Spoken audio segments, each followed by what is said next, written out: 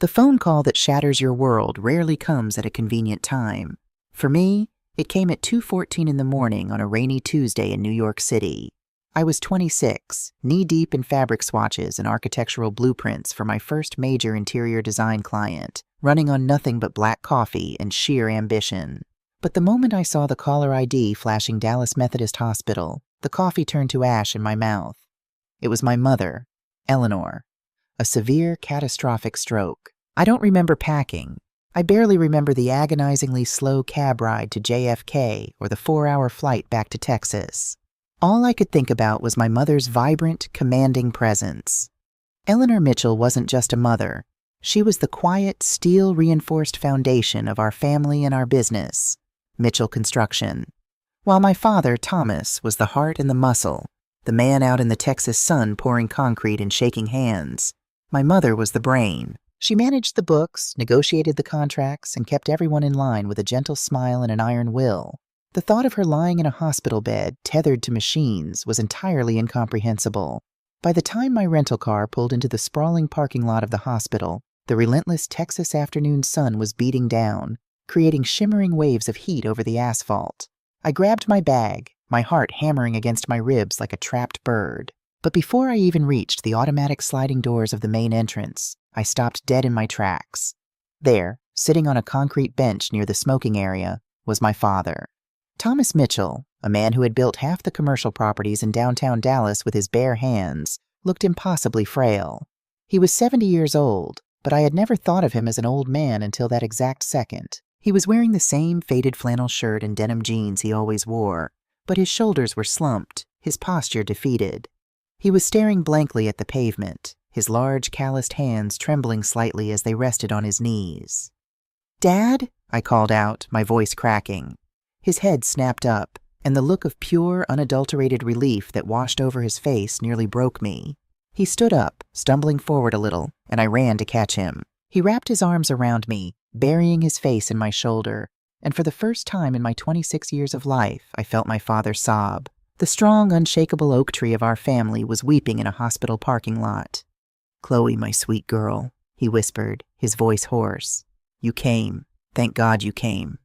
"Of course I came, Dad. Why are you out here? Why aren't you up there with Mom?" I pulled back, scanning his face. His eyes were bloodshot, and he looked as though he hadn't slept in days. He swallowed hard, looking away, a deep flush of humiliation creeping up his weathered neck. "I can't. They won't let me in, Chloe. The security guards, they escorted me out this morning."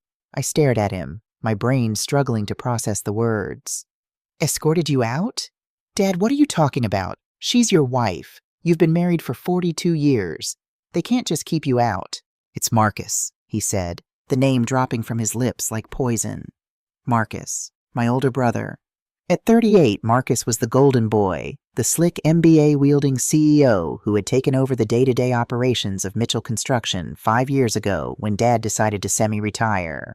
Marcus was all tailored suits, corporate buzzwords, and ruthless efficiency, a stark contrast to the sawdust and handshake integrity my parents had built the company upon.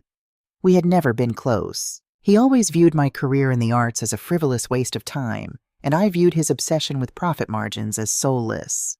But he was family. "What did Marcus do?" I asked, a cold knot forming in the pit of my stomach. "He filed paperwork, Chloe. A court order," Dad explained, his voice trembling with a mixture of rage and profound betrayal. "He told the hospital administration that I'm becoming mentally unstable, that I have dementia. He claimed I was aggressive with the nurses and that my presence is a danger to your mother's recovery. The hospital said their hands are tied until a judge reviews it. They banned me from the ICU. The sheer audacity of it left me breathless. Dementia? Dad, your mind is sharper than a tack. You just beat me at chess over Thanksgiving, and you would never ever hurt a fly, let alone Mom. I know that. You know that. But Marcus brought a lawyer. He had documents, Dad said, wiping a tear from his weathered cheek with the back of his hand. He's taken over, Chloe. He's making all her medical decisions. He won't even let the doctors give me updates. My Ellie is up there fighting for her life, and I'm sitting out here in the dirt. A fierce, protective anger ignited in my chest. I had spent my whole life being the quiet younger sister, the creative one who moved to New York to avoid the family drama. But looking at my father, stripped of his dignity and separated from the love of his life by his own son, the quiet girl disappeared. "Stay here, Dad," I said, my voice hardening into a tone I didn't know I possessed. "I'm going inside." "Chloe, be careful," he warned, grabbing my wrist. He's different. He's planned this. It's not just about your mother's health. I think it's about the company." "I don't care what it's about," I replied, pulling my arm free gently but firmly. "He is not keeping us away from our mother." I marched through the sliding glass doors, the blast of air conditioning hitting me like a physical wall. The hospital smelled of antiseptic and floor wax, a sterile scent that immediately made my stomach churn. I bypassed the main information desk and headed straight for the elevators, pressing the button for the 4th-floor intensive care unit. When the elevator doors dinged open, the hushed, urgent atmosphere of the ICU enveloped me. The rhythmic beeping of monitors, the soft squeak of rubber-soled shoes on linoleum, the whispered conversations of medical staff. I walked up to the central nurses' station. "Excuse me, I'm here to see Eleanor Mitchell.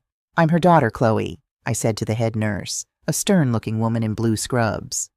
The nurse looked up, her expression immediately tightening. She tapped a few keys on her keyboard. "I'm sorry, Miss Mitchell, but according to the patient's chart, we have strict visitation restrictions in place. Only the designated medical proxy is allowed access at this time." "I understand there's a dispute." I kept my voice level, fighting the urge to scream. "But I just flew in from New York. I am her daughter. I have a legal right to see her." "Actually, Chloe, you don't." The voice came from behind me, smooth and chillingly calm.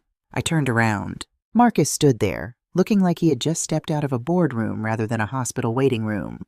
He wore a crisp, dark navy suit, not a hair out of place, his expensive leather shoes gleaming under the fluorescent lights. There was no grief in his eyes, no exhaustion, just a cold, calculating stillness. "Marcus," I breathed, stepping toward him. "What the hell are you doing? Why is Dad sitting in the parking lot?" Marcus offered a tight, patronizing smile to the nurse before turning his attention to me. "Let's step into the hallway, Chloe. We shouldn't disturb the other patients."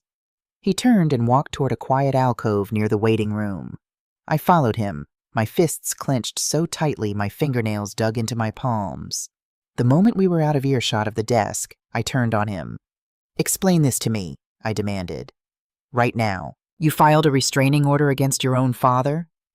Marcus sighed, pinching the bridge of his nose as if dealing with a petulant child. "It's not a restraining order, Chloe. It's a temporary injunction for patient safety. Dad is slipping. You haven't been around to see it. You've been off in Manhattan playing with your paint swatches. I've been here. He forgets things. He gets agitated. When Mom collapsed, he was hysterical.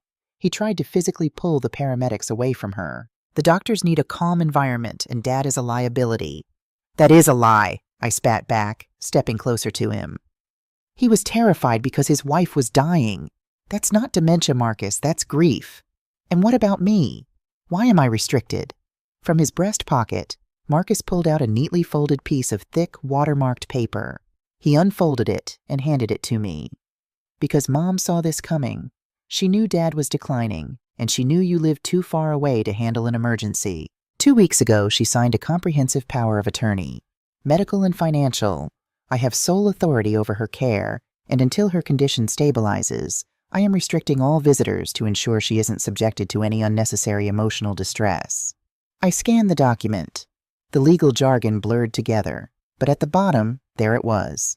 My mother's signature, or at least something that looked like it. It was shaky, erratic, lacking the confident loops and flourishes I had known my whole life. "She wouldn't do this," I whispered, staring at the ink. "She would never cut Dad out. Never." "People do practical things when they are facing their own mortality," Marcus said smoothly. He reached out and plucked the paper from my trembling hands, folding it away like a precious jewel. "Go home, Chloe. Go back to New York. Or go check Dad into a hotel and make sure he gets some rest. I have everything under control here."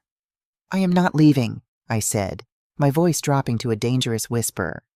"I am going to get an independent doctor to evaluate her. I'm going to challenge this document." For a fraction of a second, the corporate mask slipped, and a flash of genuine menace crossed Marcus's face. "Don't play lawyer, little sister. You don't have the money, the time, or the standing to fight me in Texas." The company is funding her care. I am funding her care. If you make a scene, I'll have security remove you just like they removed Dad." He turned on his heel and walked back toward the ICU doors, leaving me standing alone in the cold hallway, the buzzing of the fluorescent lights echoing in my ears. I didn't cry. The time for tears had passed. Dad was right. This was sophisticated. This was planned. Marcus had orchestrated this takeover with military precision, waiting until Mom was incapacitated to strike. But he had made one fundamental miscalculation. He assumed that because I was the youngest, because I was the artist of the family, that I was weak. He forgot that I was raised by Eleanor and Thomas Mitchell. I knew how to build things from the ground up, and more importantly, I knew how to tear them down. I walked back out to the parking lot. The sun was beginning to dip lower in the sky, casting long dramatic shadows across the pavement. Dad was still sitting on the bench, looking expectantly at me as I approached. "He showed me the power of attorney," I said gently, sitting down beside him. "Dad, the signature, it looked wrong. It looked forced." Dad nodded slowly, rubbing his temples. "I knew it. She would never sign that willingly. But he's got the paper, Chloe. The hospital won't budge. What do we do?" "We fight," I said, pulling out my phone. "First, we need legal help. Real help. Not the corporate sharks Marcus plays golf with. Who did Mom trust? Who was her personal attorney before Marcus moved all the company business to that big firm downtown?" Dad thought for a moment, his brow furrowing. "Vanessa, a stubborn old bulldog of a man. His parents gave him a girl's name, and it made him the meanest, toughest litigator in Dallas just to prove a point. He handled all of our personal estate planning for 30 years. Your mother trusted him with her life. Do you have his number?" Dad pulled a worn leather wallet from his back pocket and fished out a faded, dog-eared business card. I typed the number into my phone and hit call. It rang 3 times before a gruff, gravelly voice answered. "Law Office of Vanessa Sterling." "Mr. Sterling," I started, trying to keep my voice steady. "My name is Chloe Mitchell, Eleanor and Thomas Mitchell's daughter. We have a family emergency and we desperately need your help." I quickly outlined the situation: the stroke, the hospital lockout, the sudden appearance of the power of attorney, and Marcus's bizarre claims about my father's mental state. The line was quiet for a long moment, save for the sound of Vanessa breathing heavily on the other end. "Marcus is a snake," Vanessa finally growled, his voice thick with a Texas drawl. "Always was. Even when he was a teenager, I told your mother he had eyes that were too close together. If he produced a POA dated 2 weeks ago, we've got a serious problem. But it's not the biggest problem you're facing right now." "What do you mean?" I asked, a fresh wave of panic rising in my chest. "While you were talking, I pulled up the county court docket," the lawyer said, the sound of rapid typing echoing over the line. "Marcus didn't just file an injunction to keep your dad out of the hospital, Chloe. He's filed an emergency petition for an involuntary psychiatric commitment. A 72-hour hold." The parking lot spun around me. "A what?" "A psychiatric hold," Vanessa repeated, his tone grave. "He's submitted an affidavit claiming your father is a danger to himself and others. The hearing was held ex parte, meaning without your dad present, an hour ago. The judge signed it. Marcus isn't just trying to keep your dad away from your mom. He's trying to have him locked in a psychiatric ward tomorrow morning. Once he does that, your dad is legally incapacitated. Marcus will gain permanent, uncontested guardianship over both your mother and the family estate." I looked over at my father, who was watching my face carefully, oblivious to the fact that his own son had just signed away his freedom. A cold, terrifying realization settled over me. We weren't just fighting for access to a hospital room. We were fighting for my father's life, my mother's legacy, and the very survival of our family. The clock wasn't just ticking. It had almost run out. "Mr. Sterling," I said, my voice dropping to a whisper so Dad wouldn't hear. "What do we do? How do we stop it?" "We have exactly 14 hours until they come to execute that warrant," Vanessa said grimly. "Bring your father to my office. We need to go on the offensive.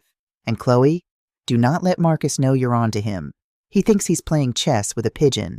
Let him keep thinking that." I hung up the phone and looked at the hospital building, the glass windows reflecting the fiery orange of the Texas sunset. Inside that fortress, my mother was fighting for her breath, trapped under the control of a son who had lost his soul. "Come on, Dad," I said, standing up and helping him to his feet. We have work to do." The drive to Vanessa Sterling's law office felt like navigating through a nightmare in slow motion. Dallas at night was usually a sprawling sea of glittering lights, a testament to the boom of Texas real estate that my parents had helped build. But tonight, the skyline just looked like a row of jagged teeth waiting to snap shut on us. Dad sat in the passenger seat of my rental SUV, staring out the window. His large hands, the hands that had taught me how to ride a bike and how to swing a hammer, were resting limply in his lap. The silence in the car was suffocating, heavy with the weight of Marcus's betrayal.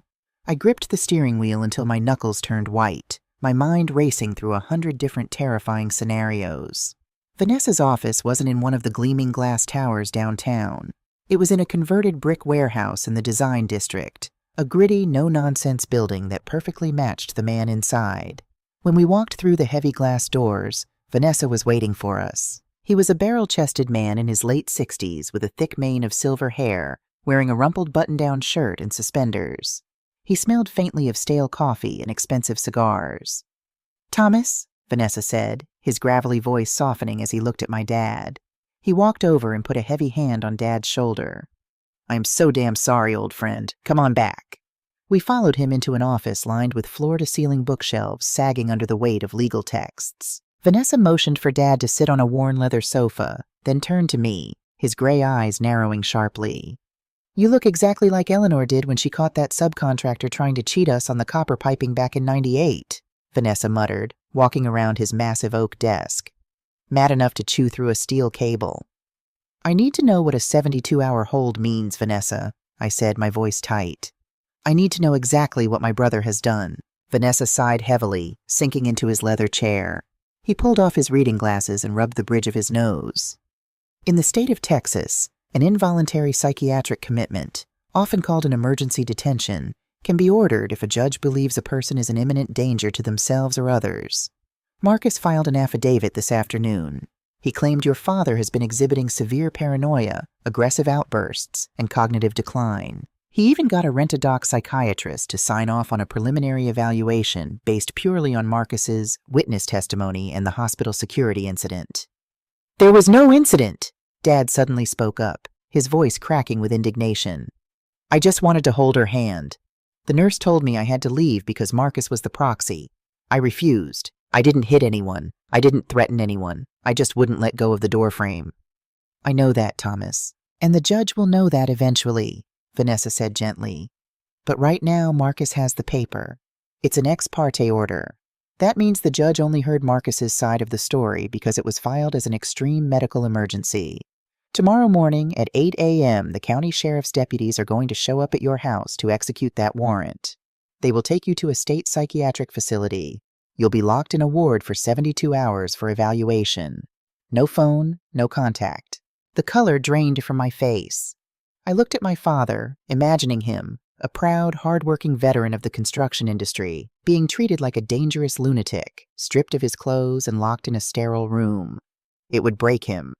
It would absolutely destroy his spirit. And while he's locked up, I realized, the pieces falling into place, Marcus goes back to the judge. "Exactly," Vanessa pointed a thick finger at me. "While your dad is unreachable, Marcus files for permanent emergency conservatorship. He tells the court, 'Look, my father is in a mental institution. My mother is on life support. I am the only competent adult left to manage the Mitchell estate.' The court will grant it instantly to protect the assets. Once Marcus is the legal conservator, he has the power to liquidate the company, sell the family home, and make the decision to pull the plug on your mother's life support. All legally." I felt violently ill. Marcus wasn't just stealing the company. He was orchestrating a legal execution of our family's autonomy. He was burying our parents alive under a mountain of paperwork. "How do we stop it?" I demanded, planting my hands on Vanessa's desk. "We fight the order. We go to the judge." "We will," Vanessa said, his eyes flashing with a predatory gleam. "I'm filing an emergency counter-injunction to quash the warrant. But courts move slow, Chloe, especially with medical claims involved. We might not get a hearing in front of the judge until tomorrow afternoon. Which means if Thomas goes home tonight, the deputies will take him in the morning before I can stop them." Vanessa leaned forward, his voice dropping an octave. "So here is what we are going to do. Thomas, you are not going home tonight. You are going to go stay with my sister, Martha, out in Fort Worth. She's a retired appellate judge. She doesn't take kindly to people abusing the legal system, and her property has a gated driveway and a very large German Shepherd. The sheriff can knock on your front door in Dallas all morning, but if you aren't there, they can't execute the hold. We buy ourselves 24 hours to build our case.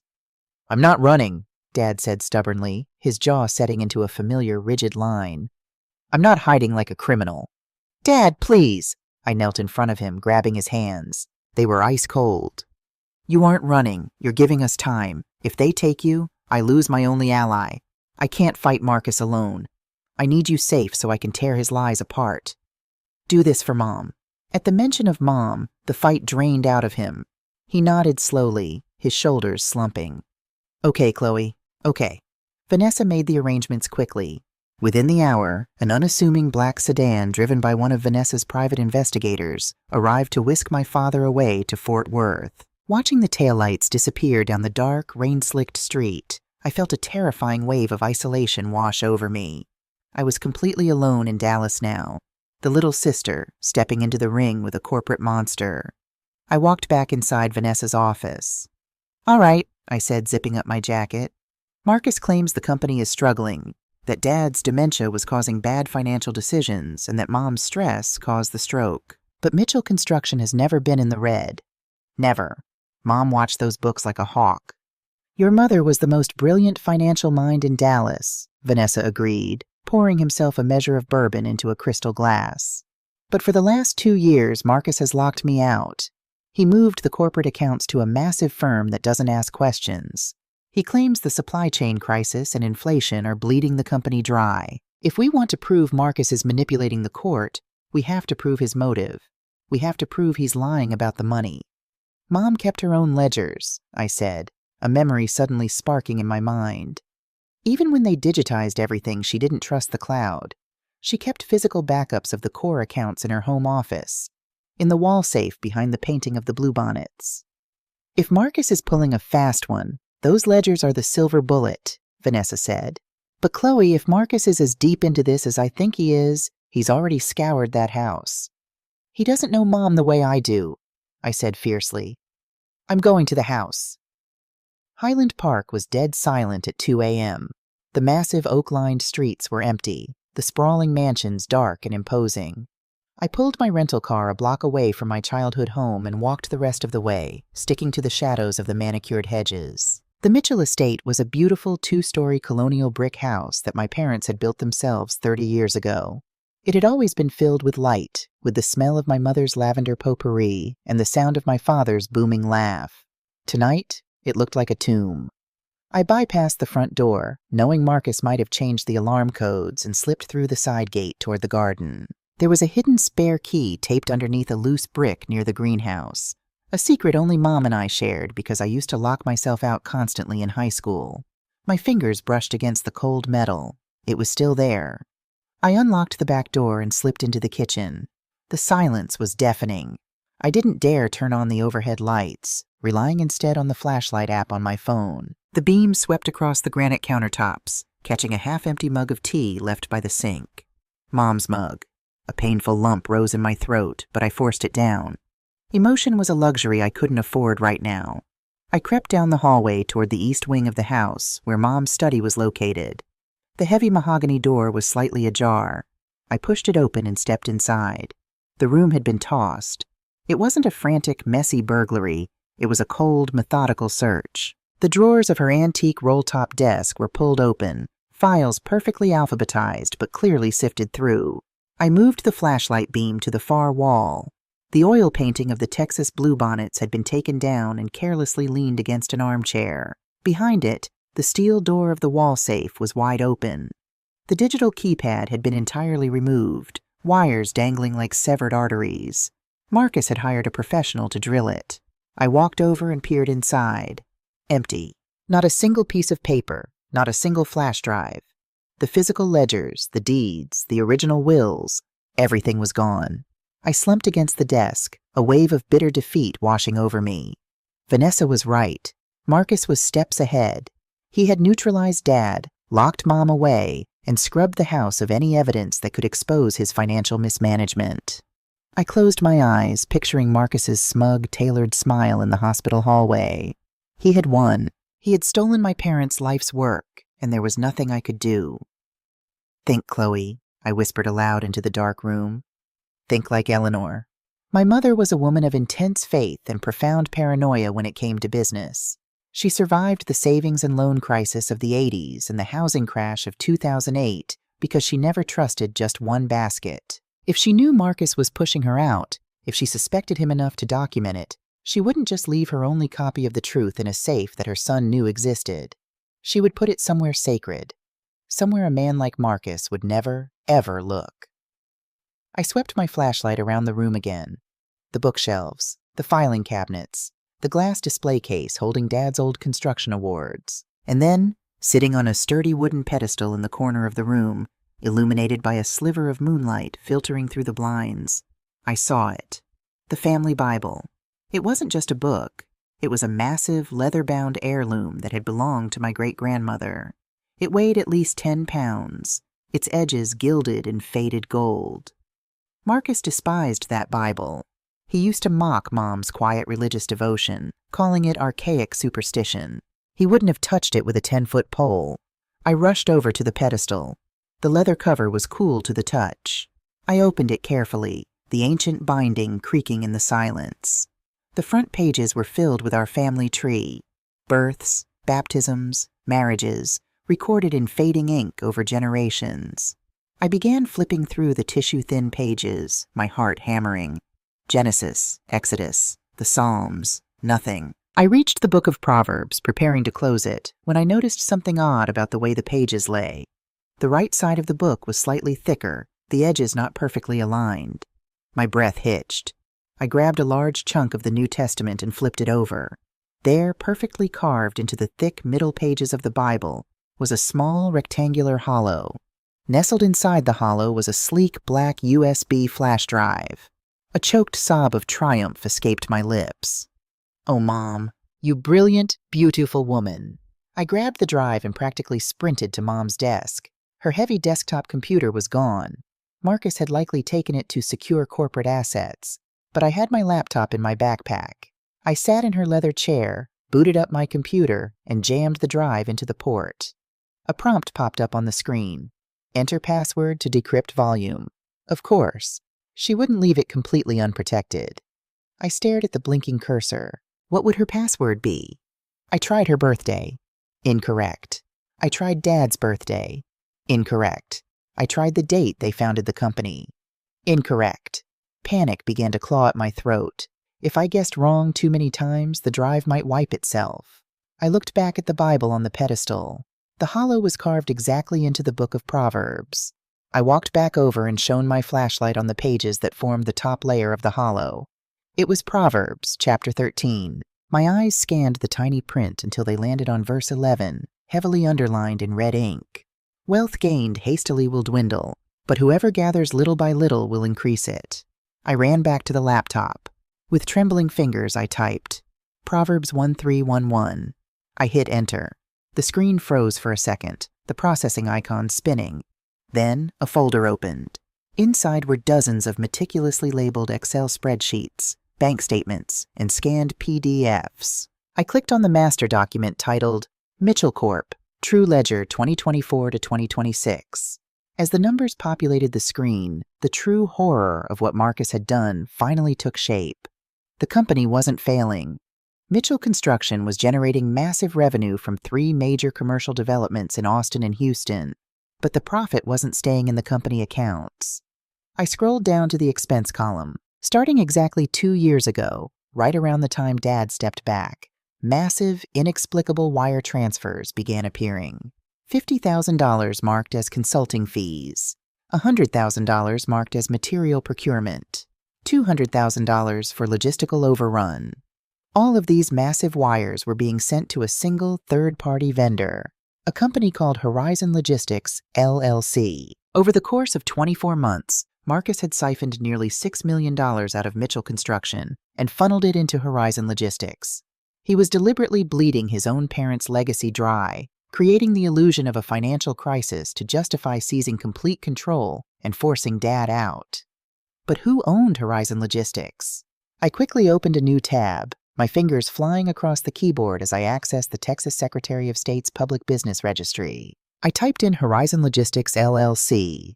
The page loaded, displaying the corporate filing documents. My eyes darted down to the registered agent and the managing director. Managing Director, Sarah Vance.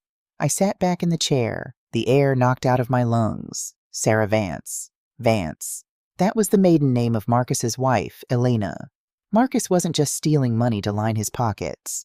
He had set up a dummy corporation under his wealthy in-law's name. He was draining the blood out of Mitchell Construction to build a massive, untraceable empire for himself and his wife's family, leaving my parents holding the bag for a bankrupt company. If Dad had realized this, if Mom had confronted him about it, it made perfect sense why Marcus suddenly needed them both declared legally incompetent. He didn't just want the company. He wanted to silence the only two people who could put him in federal prison. I stared at the glowing screen, the evidence of my brother's treason illuminating the dark room.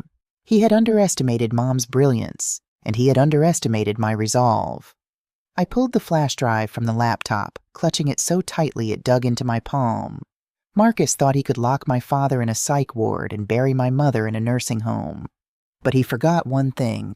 I was a Mitchell too, and I was going to burn his counterfeit empire to the ground. The sun was just beginning to bleed over the Dallas skyline, painting the clouds in bruised shades of purple and gold, when I walked back into Vanessa Sterling's office. I hadn't slept a wink. My eyes burned, and my hands were still trembling slightly, but I clutched my laptop to my chest like a shield. Vanessa was already at his desk, a fresh pot of coffee brewing in the corner, looking like a bear that had been rudely awakened from hibernation. "Tell me you found something, Chloe," he grunted, not looking up from a stack of legal briefs. "Because the sheriff's deputies just pulled up to your parents' house. They pounded on the door for 20 minutes. When they realized Thomas wasn't there, they called Marcus. Your brother is currently threatening to have my law license revoked for obstruction." I didn't say a word. I just walked over, set my laptop on his massive oak desk, and plugged in the flash drive. I opened the master ledger and spun the screen to face him. "He didn't just mismanage the company, Vanessa," I said, my voice eerily calm. "He bled it dry.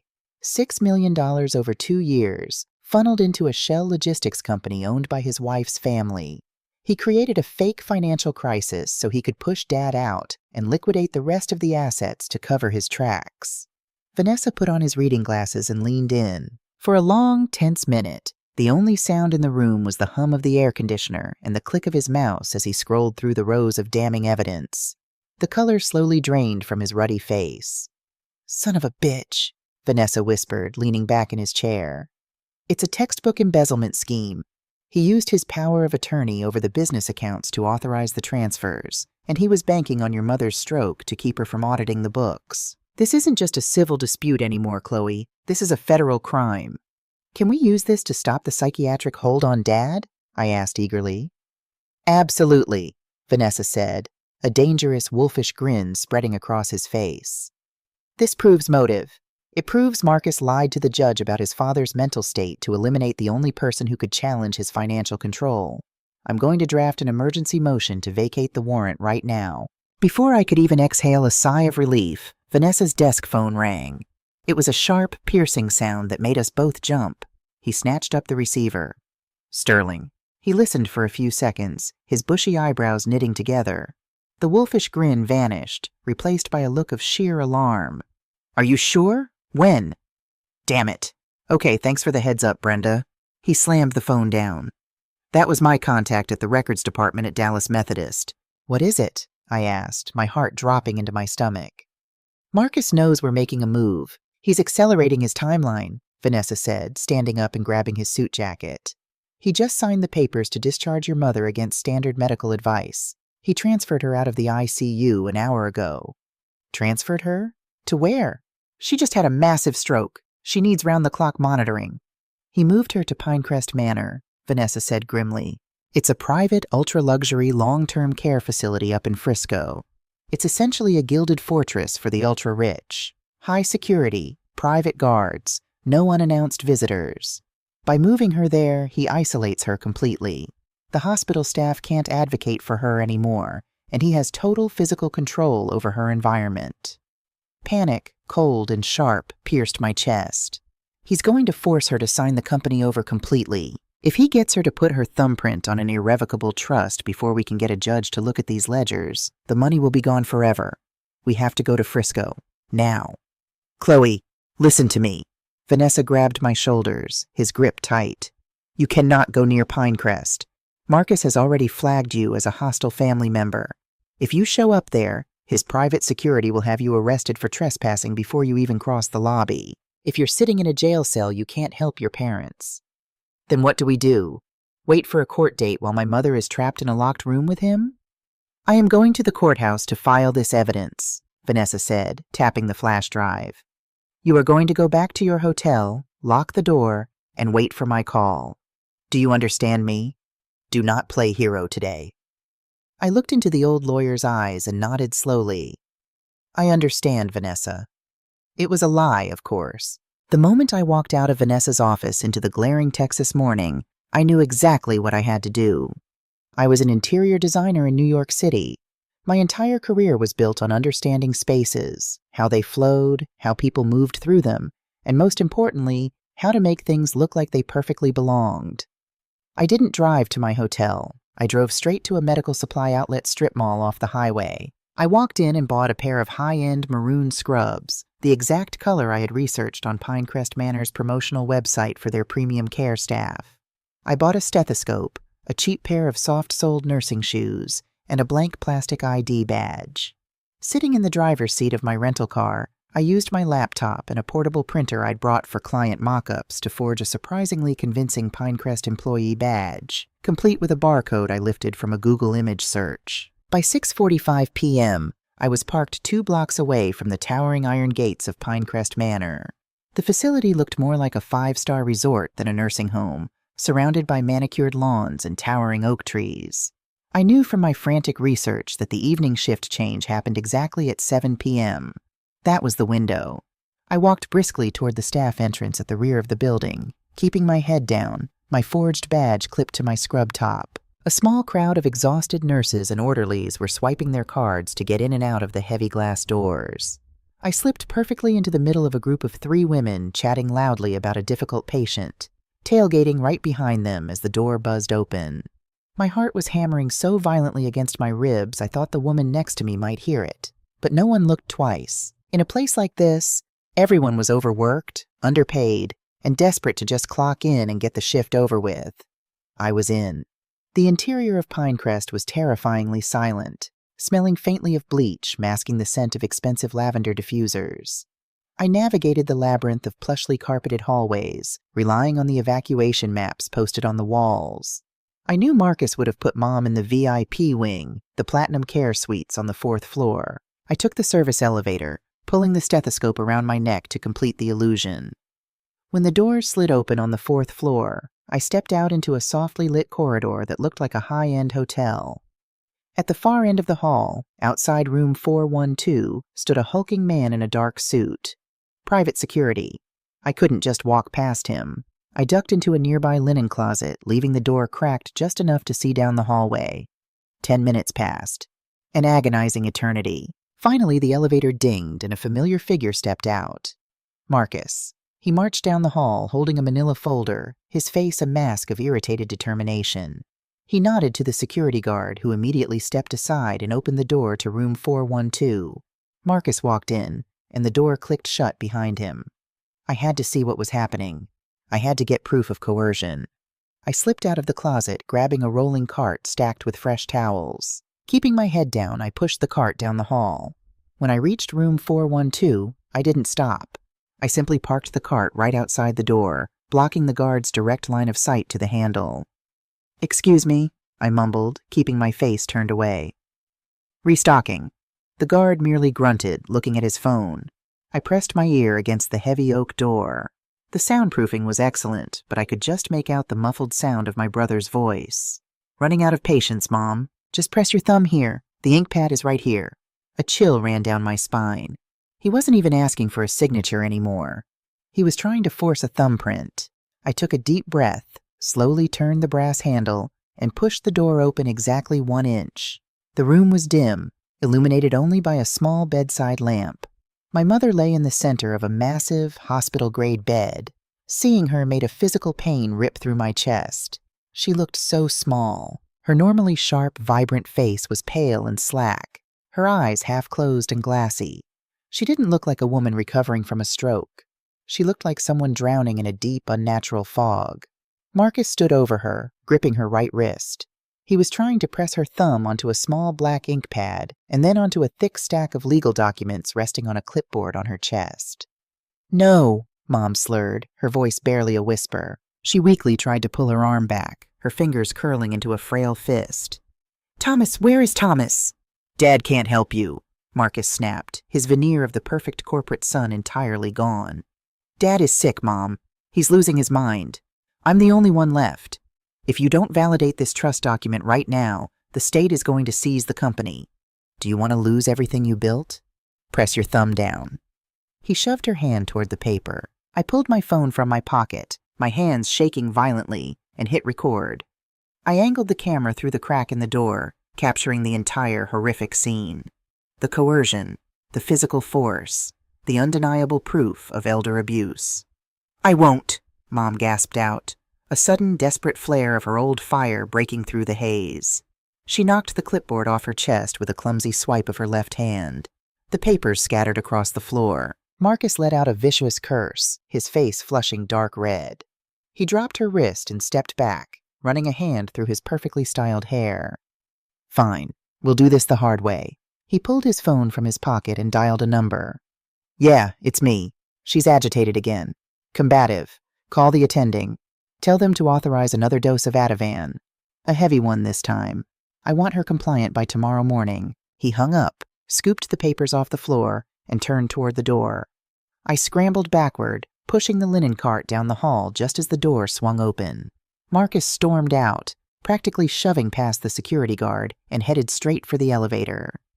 The moment the elevator doors closed behind him, the guard let out a heavy sigh and walked toward the staff break room at the end of the hall, clearly desperate for a cup of coffee. The corridor was empty. I abandoned the cart and slipped into room 412, gently closing the door behind me. "Mom?" I whispered, rushing to her bedside. Her glassy eyes slowly shifted toward me. It took a few seconds for recognition to fight its way through the fog, but when it did, a tear spilled over her pale cheek. "Chloe, my bird, you're here." "I'm here, Mama. I'm right here," I choked out, grabbing her cold hand and kissing her knuckles. "I'm going to get you out of here, I promise." "Marcus," she breathed, her grip surprisingly tight for a moment. "He's hurting the company. He took the money. I found it." "I know," I said. "I found the Bible. I found the flash drive. Vanessa has it. We're going to stop him." She closed her eyes, a profound wave of relief washing over her features. But then her head lolled slightly to the side, her breathing growing shallow. The fog was pulling her back under. I looked up at the IV bag hanging next to her bed, then down at the digital medical chart glowing on the monitor attached to the footboard. I remembered what Marcus had said on the phone. Another dose of Ativan. I want her compliant. I pulled out my phone again and snapped 3 clear, high-resolution photos of the digital medical chart, capturing the list of administered medications over the last 48 hours. I didn't understand all the medical jargon, but I recognized enough to know it was wrong. I immediately texted the photos to Sarah, my best friend from college who was now a senior resident in neurology at Mount Sinai in New York. "Chloe, need a massive favor. Look at this chart. Stroke patient, 68 years old. What are they giving her?" The 3 gray dots of the typing indicator appeared almost instantly. 30 seconds later, my phone buzzed. "Sarah, Chloe, whose chart is this? This is insane. They are pumping this patient full of haloperidol and high-dose lorazepam. These are heavy antipsychotics and sedatives. You do not give these to a recent stroke victim unless they are violently psychotic. It suppresses brain function and respiratory drive. They aren't treating her, Chloe. They are chemically restraining her. If they keep this up, she could slip into a permanent coma." The words hit me like a physical blow to the stomach. Twist 3. The final sickening puzzle piece fell into place. My mother wasn't unresponsive because of the stroke. The stroke had been mild. She was unresponsive because Marcus was systematically poisoning her. He was keeping her artificially sedated, trapping her in her own body so he could maintain his power of attorney, manipulate her finances, and force her to sign away the rest of the estate. A white-hot, blinding rage consumed me. It was no longer just about the money. It was about survival. Suddenly, the heavy click of the door handle echoed in the quiet room. "Hey! Who are you?" I whipped around. A tall nurse in a white coat was standing in the doorway, staring at me with wide, suspicious eyes. The security guard was stepping up right behind him. I'm the new evening tech," I stammered, backing away from the bed. "Just checking the vitals." "We don't have evening techs on this floor," the nurse said coldly, reaching for the radio on his belt. "Security, lock down the 4th floor." I didn't think. I just reacted. I bolted. I shoved past the nurse, slamming my shoulder into his chest and knocking him off balance. I burst into the hallway, my soft-soled shoes slipping slightly on the carpet. "Hey, stop her!" the guard shouted, his heavy footsteps thundering behind me. I sprinted down the corridor, passing the elevators and heading straight for the glowing red exit sign at the far end of the wing. I hit the crash bar on the heavy steel fire door, throwing all my weight against it. The alarm instantly began to wail, a piercing, deafening shriek that echoed through the stairwell. I flew down the concrete stairs, taking them 2 at a time, my lungs burning, the sound of the guard's boots clattering several flights above me. 4 floors, 3 floors, 2. I hit the ground level, slammed into another fire door, and burst out into the cool, dark Texas night. The emergency exit led out to the rear delivery alley. I didn't stop running until I had vaulted over a low decorative hedge, sprinted across the neighboring office park, and collapsed into the driver's seat of my rental car 2 blocks away. I locked the doors, my chest heaving, gasping for air. The distant sound of sirens began to wail in the direction of the nursing home. I looked down at my phone, still gripped tightly in my trembling hand. I had the video of Marcus physically threatening her. I had the text from a neurologist confirming the chemical restraint. And Vanessa had the financial ledgers. Marcus had tried to paint our family into a corner. He had tried to bury us alive under his lies and his corporate power. But tomorrow morning, we were going to court. And I was going to bury him.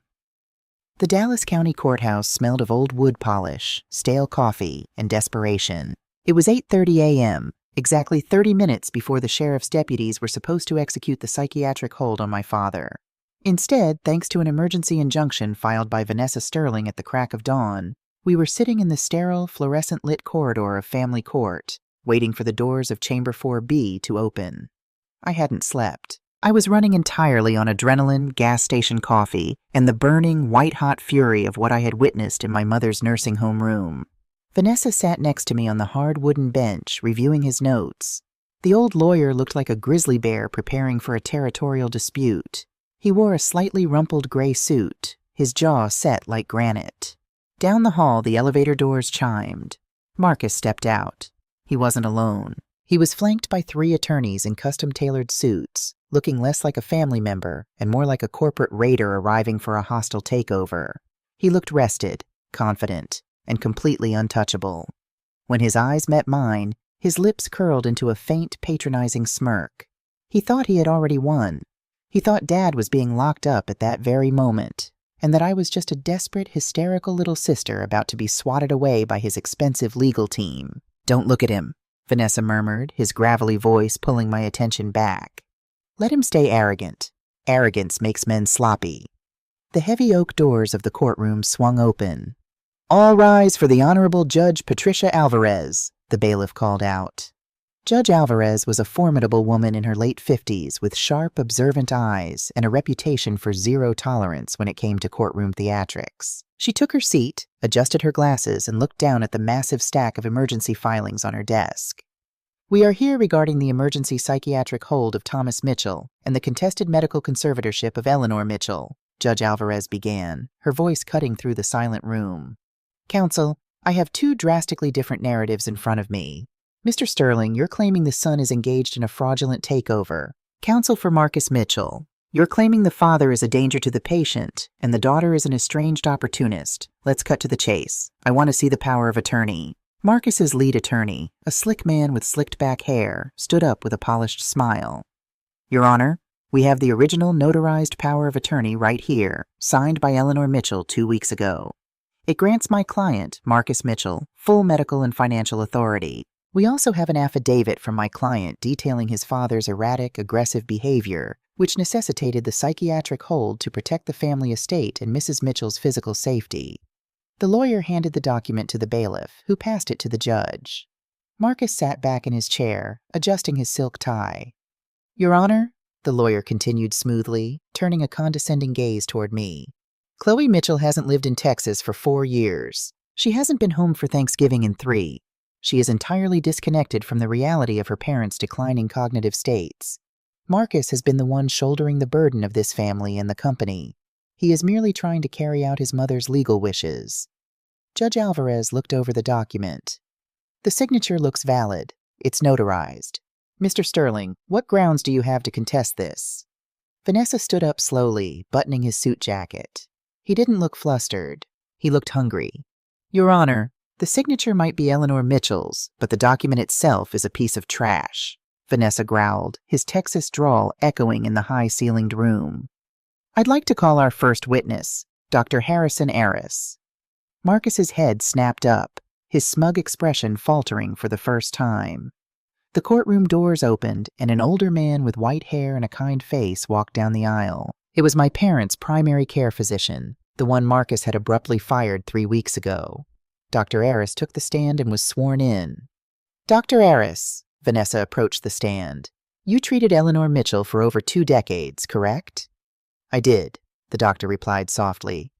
Can you tell the court about her medical state in the days leading up to the date on that power of attorney? Eleanor suffered a series of mini-strokes, TIAs, a month ago, Doctor, Aris explained, looking directly at the judge. By the 12th of the month, she was exhibiting profound signs of vascular dementia and severe cognitive impairment. I officially noted in her chart that she lacked the capacity to make complex financial or medical decisions.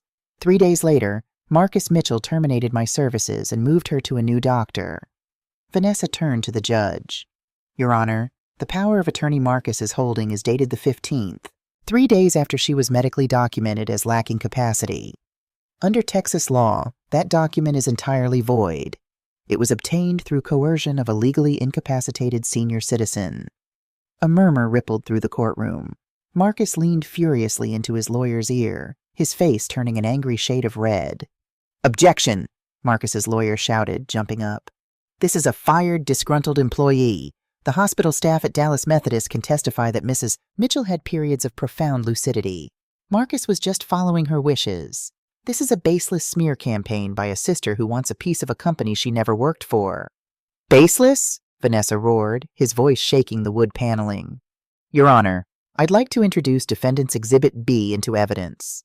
These are photographs taken just last night at Pinecrest Manor, a private facility where Marcus moved his mother against medical advice. Vanessa handed a tablet to the bailiff. On that screen, Your Honor, is the patient's digital medical chart. Marcus Mitchell authorized the administration of haloperidol and high-dose lorazepam. These are heavy antipsychotics and sedatives. Judge Alvarez's eyes widened as she looked at the screen. These are chemical restraints. Why on earth would a post-stroke patient be on Haldol? Because, Your Honor, I stood up, my voice trembling but ringing clear across the room. I couldn't stay silent anymore, because when she isn't drugged, she fights back. I pulled my phone out and connected it to the courtroom's projection monitor with the cable Vanessa had prepared. I was in her room last night. I took this video. I hit play. The courtroom went dead silent as the video filled the large screen, the dim lighting of the nursing home room. My mother, looking frail and heavily medicated, strapped to the bed, and Marcus looming over her, violently gripping her wrist, trying to force her thumb onto an ink pad and a stack of legal documents. Dad can't help you. Dad is sick, Mom. If you don't validate this trust document right now, the state is going to seize the company. Press your thumb down. On the screen, my mother weakly knocked the clipboard to the floor, whispering her defiance. Marcus's furious voice echoed through the court speakers. Fine. We'll do this the hard way. Call the attending. Tell them to authorize another dose of Ativan. I want her compliant by tomorrow morning. When the video ended, the silence in the courtroom was absolute, heavy, and suffocating. I looked at Marcus. The color had completely drained from his face. His expensive lawyers were physically inching away from him at the defense table, recognizing a sinking ship when they saw one. Judge Alvarez looked up from the screen, her expression a mask of pure, cold fury. She looked at Marcus not as a CEO, but as a monster. "Mr. Mitchell," the judge said, her voice dangerously quiet. "Did you intentionally over-medicate your mother to force her to sign away her estate?" She was confused," Marcus stammered, the smooth corporate polish shattering into a million pieces. "The company is in trouble. Dad was making bad calls. I was trying to save Mitchell Construction. I was trying to protect our legacy." "Save the company?" Vanessa interjected, moving in for the final lethal blow. He pulled the flash drive from his pocket and held it up. "Your Honor, my client found Mrs. Mitchell's hidden physical financial ledgers. I filed them with the court clerk an hour ago. Mitchell Construction isn't failing. It's highly profitable. But over the last 2 years, Marcus Mitchell has embezzled over $6 million, funneling it into a shell company called Horizon Logistics, a company registered to his wife's family." Vanessa slammed his hands down on the defense table, leaning right into Marcus's terrified face. "He didn't put his dad in a psych ward and his mom in a chemically induced coma to save the company. He did it because Eleanor Mitchell found out he was a thief, and he had to silence them both before the fraud was exposed." The gavel slammed down like a gunshot. "Enough!" Judge Alvarez boomed. She pointed a shaking finger at Marcus. "I have sat on this bench for 20 years, and this is one of the most repugnant, calculated cases of elder abuse and financial fraud I have ever seen." She turned to the bailiff. "The psychiatric hold on Thomas Mitchell is vacated immediately. The power of attorney is voided. I am granting full emergency medical and financial conservatorship to Chloe Mitchell." She paused, her eyes locking onto Marcus. "Furthermore, I am referring this evidence directly to the district attorney's office. Bailiff, take Mr. Mitchell into custody pending formal charges of fraud, elder abuse, and false imprisonment." "No, you can't do this!" Marcus yelled as 2 large sheriff's deputies grabbed his arms, pulling him out of his chair. He fought against them, his tailored suit wrinkling, his face twisted in ugly, desperate rage. "I built that company. I gave my life to it. Chloe didn't do anything." "You didn't build it, Marcus," I said quietly, looking him dead in the eye as they cuffed his hands behind his back. "You just tried to steal it." The heavy wooden doors closed behind him. It was over. The nightmare was finally over. I collapsed back onto the bench, burying my face in my hands as the first real tears I had allowed myself to shed began to fall. Vanessa placed a heavy, warm hand on my back. "Come on, kid," the gruff old lawyer said softly. "Let's go get your parents." We drove straight to Fort Worth to pick up Dad, then raced to Frisco.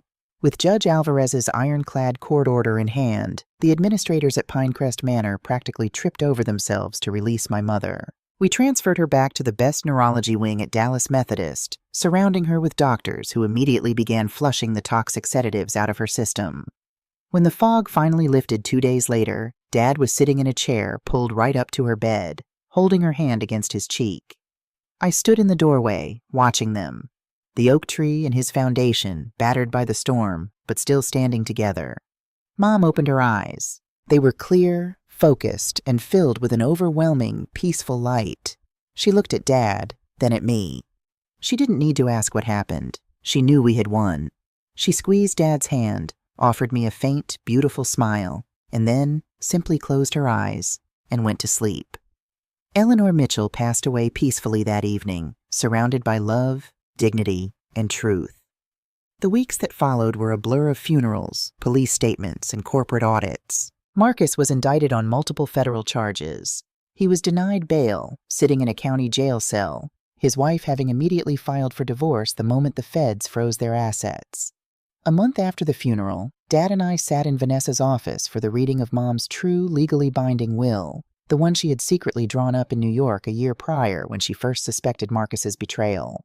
Vanessa cracked open the thick envelope and cleared his throat. "To my son, Marcus," Vanessa read, Mom's clear, uncompromising voice echoing through his words. "I leave exactly $1. You chose the shortcut of greed over the hard road of integrity. May that dollar be the start of you finally learning how to earn something for yourself." Vanessa turned the page. "To my husband, Thomas, my love, my partner, you have my heart forever. Retire. Sit on the porch. Watch the sunset. You've earned your rest." Dad smiled through his tears, nodding slowly. "And to the company," Vanessa continued, looking up at me. "Eleanor didn't leave Mitchell Construction to you, Chloe. She knew you had your own empire to build in New York, and she refused to chain you to her legacy." I frowned, confused. "Then who gets the company?" "She placed Mitchell Construction into an irrevocable blind trust," Vanessa explained, a smile playing at the corners of his mouth. "The shares and the profits are to be distributed among the 20 senior employees who have been with the company for over a decade. The foreman, the project managers, the administrative staff. She gave the company to the people who actually built it with their sweat." My breath caught in my throat. It was the most brilliant, generous, and purely Eleanor thing I had ever heard. She had protected her people. "But she did leave you something, Chloe," Vanessa said, sliding a certified check across the desk. It was for $500,000. "A note is attached. To my brilliant bird, use this seed money to open your own design firm. Build your own house with honest materials and a solid foundation. Make me proud." I stared at the check, my vision blurring. It has been a year since that day in Vanessa's office. Today, I am standing in my own bustling interior design studio in Manhattan, a business thriving and built entirely under the name Eleanor Mitchell Designs. Dad moved into a beautiful, quiet farmhouse just outside of Austin, spending his days restoring classic cars and calling me every Sunday evening. Marcus is serving a 10-year sentence in a federal penitentiary. I learned a lot in my 26th year. I learned that blood doesn't guarantee loyalty, and that the suits people wear often hide the monsters they are. But mostly I learned what my parents spent 40 years trying to teach me. A life built on lies is a house built on sand. When the storm comes, and it always does, it will collapse and wash away into nothing. But a life built on integrity, on protecting the people you love, and doing the right thing even when you are terrified, that is a foundation made of stone. That is a legacy that no one, not even your own flesh and blood, can ever tear down.